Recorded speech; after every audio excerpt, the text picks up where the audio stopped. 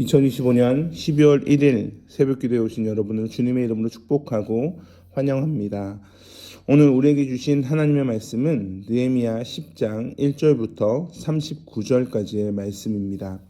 느헤미야 10장 1절부터 39절까지의 말씀 중에 39절을 대표적으로 읽도록 하겠습니다. 39절입니다. 곧 이스라엘 자손과 레위 자손이 거제로 드린 곡식과 새 포도주와 기름을 가져다가 성소에 그릇들을 두는 골방 곧 섬기는 제사장들과 문지기들과 노래하는 자들이 있는 골방에 둘 것이라. 그리하여 우리가 우리 하나님의 전을 버려두지 아니하리라. 아멘. 우리는 9장의 마지막 절을 한번 살펴봐야 합니다. 9장의 마지막 절은 하나님의 자녀로 살아겠다라는 고백에 이어서 견고한 언약을 세우고 제사장들이 그 위에 인을 한다, 즉 서명을 합니다. 그 기준은 율법이 됩니다. 34절과 36절을 보면 율법에 기록한 대로라고 말씀하고 있습니다. 그들은 8장 9장에서 하나님의 말씀을 낭독하게 하고 또한 그것을 해석하여 줌을 통해서 조상들이 무엇을 잘못했는지를 깨닫게 되었습니다. 이제 그 죄를 되풀이하지 않기 위해 견고한 언약을 세우고 그 위에 서명, 즉 인을 치고 있습니다. 10장은 임봉한 자들을 말씀합니다. 견고하게 언약을 세워 기록하고 서명한 자들은 제사장, 레위 사람, 백성의 우두머리로 총 23명입니다. 28절과 29절로 보아 이들은 대표자들이라 라고 말할 수 있습니다. 여기서 주목하게 되는 것은 1절입니다. 1절에 느헤미야가 서명을 합니다. 느헤미야의 모습을 한번 생각해 봅시다. 느헤미야는 1장부터 7장까지 성벽 건축을 주도하고 있습니다. 8장 9장은 율법으로 개혁 운동을 하는 에스라에 의해서 주도되고 있습니다. 저는 이 모습을 보면 부흥회가 생각납니다. 부흥회 때 맨 앞자리에 앉아서 하나님, 제가 먼저 은혜 받기를 원합니다. 제가 참 죄악된 모습으로 살았습니다 라고 말하며 그 앞에서 말씀을 아멘으로 받는 그러한 뜨거움이 있는 자가 느헤미야 같습니다. 그는 양무리의 본이 됩니다. 그는 그저 말로만 하나님을 섬기는 것이 아니라 견고한 언약을 세우는데 그것의 첫 번째로 서명을 한 자가 됩니다. 하나님, 제가 분명히 이것을 지키겠습니다 라고 언약하고 그리고 예배를 드리는 자의 모습입니다. 주님께 스스로 하나님, 저는 할 수 없습니다. 저의 스스로는 저는 너무나 연약합니다. 그러나 약할 때 강함이 되시는 분이 하나님이십니다. 하나님의 은혜를 구합니다 라는 자세가 느헤미야의 모습 가운데 보입니다. 오늘 본문인 10장 28, 29절을 보면 당시의 개혁운동이 얼마나 열성적이고 철저했는지를 살펴보게 됩니다. 28절에 율법을 따르려고 그 땅의 여러 백성들과의 인연을 끊어버립니다. 29절에 모두가 하나님의 율법을 따르기로 하고 그것을 어기면 저주를 받아도 좋다고 맹세를 합니다. 그것이 30절부터 31절에 이어서 설명하시는데 30절에 보면 이방인들과 결혼하지 않습니다. 31절에 보면 안식일과 안식년을 지킵니다. 31절 하반절에 보면 6년이 지난 빚, 즉 7년이 될 때는 모두 없애준다라고 말씀하고 있습니다. 이 세 가지를 보면 당시의 상황이 얼마나 긴급했는지를 알게 됩니다. 왜냐하면 1번, 제 첫 번째 이방인과 결혼하지 않는다라는 것은 이스라엘의 존립에 대한 문제입니다. 안식일의 준수는 왜 합니까? 하나님과의 교제의 문제를 해결하는 겁니다. 빚은 왜 해결합니까? 형제와의 교제의 문제에서 이 빚이 문제가 되기 때문에 그것을 해결하는 겁니다. 즉, 이 세 가지는 하나님의 공동체를 어떻게 해서든 지키겠습니다. 무너지지 않게 하겠습니다. 이 세 가지가 하나님의 공동체를 무너지게 하는 암과 같은 그런 문제입니다라는 고백을 하고 있습니다. 하나님의 백성들 그리고 그 지도자들은 이를 인식하고 저주를 받아도 이것을 결코 어기지 않겠다는 맹세를 하고 있습니다. 즉 이를 준행하는 자에게는 하나님의 백성이 되고, 이를 준행하는 자는 하나님의 백성이 되고, 이를 준행하지 않는 자는 이스라엘에서 끊어버리겠다라는 결단입니다. 그런데 여기에서 끝내지 않고 32절부터 스스로 또 규례를 정합니다. 32절에 성전 비용으로 해마다 3분의 1 세겔씩 바칩니다. 32절에 번제달에 뗄 나무를 바칠 순서를 정하고 만물, 첫 열매, 맏아들, 첫 새끼를 드립니다. 11조를 드립니다. 이 네 가지 규례는 섬김, 즉 봉사의 성격이 있습니다. 그의 목적은 39절 우리가 같이 읽었던 39절에 우리 하나님의 전을 버려두지 아니하리라. 하나님 절대로 하나님의 전을 버리지 않겠습니다. 하나님을 절대 버리는 인생을 살지 않겠습니다. 라는 믿음의 고백과 하나님 내가 이렇게 지키겠습니다. 라는 언약을 가지고 하나님 앞에 나아가는 겁니다.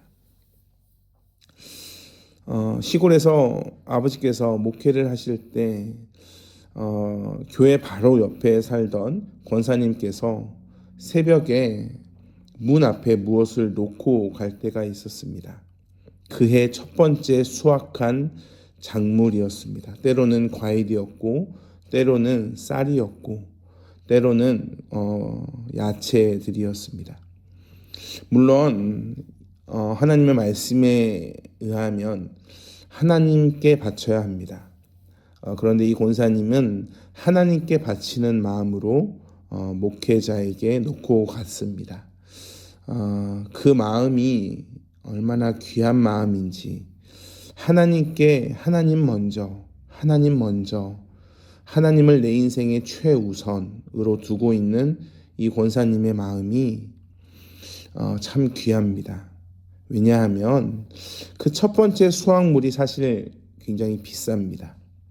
좋을 때 좋은 가격을 받고 팔아야 많은 이익이 남지 않겠습니까? 그런데 그 수확물을 하나님께 먼저 바칩니다. 남편분이 좋아했겠습니까?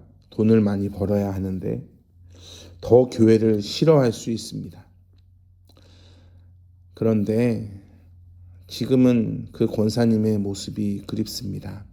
이미 소천하셔서 천국에 있는 그 권사님의 모습이 참 그립습니다.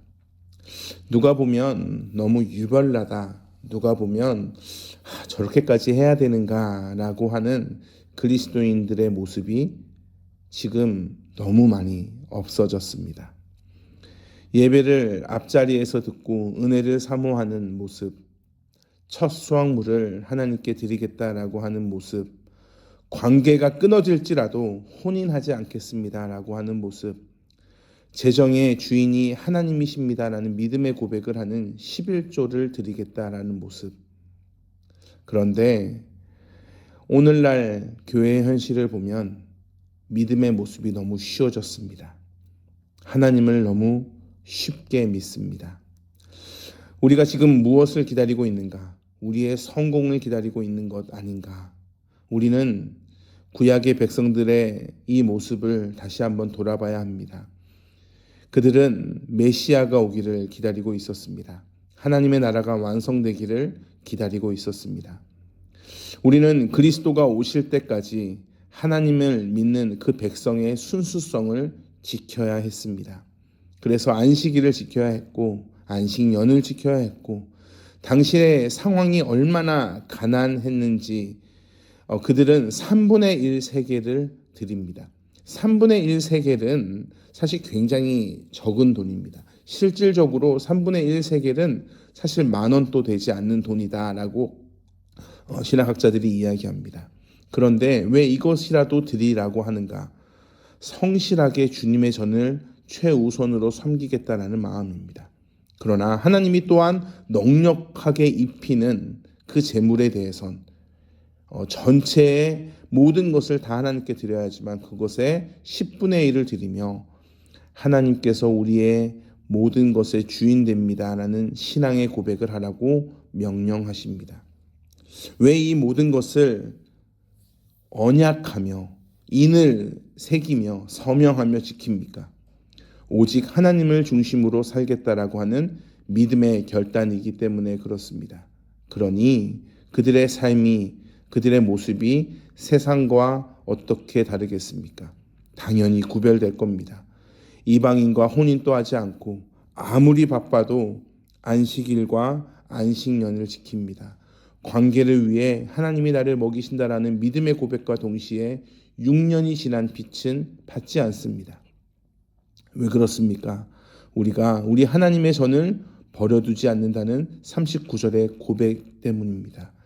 그리스도께서 온 이후인 신약의 고백으로는 우리가 절대로 그리스도를 배척하지 않겠습니다라는 선언으로 볼 수 있습니다. 사랑하는 성도 여러분, 참 이런 말씀을 드릴 때까지 마음이 참 어려웠습니다. 이 새벽을 깨우시는 여러분이 얼마나 믿음으로 살려고 노력하시는 분인지 알기 때문에 그렇습니다. 그런데 교회가 너무 세상과 구별되지 않습니다. 그리스도인이 세상 사람들과 너무 똑같습니다. 소금은 짜야 합니다. 나쁘게 행동하라는 것이 아닙니다. 구별되게 행동해야 합니다. 하나님이 우리에게 명령하십니다. 권면하시는 것이 아니라 명령하고 계십니다. 그럴 때 우리는 뭐라고 답해야 합니까? 하나님의 명령에 순종해야 합니다. 그런데 때로는 우리가 하나님 좀 생각 좀 해보고요. 하나님, 제가 생각할 때는 이렇게 하는 게 더 좋아 보입니다. 라고 오히려 역으로 말하고 있진 않는가. 하나님의 말씀이 이 세상 지혜와는 맞지 않습니다. 지혜롭게 행동해야죠. 라고 하고 있는 것은 아닌가.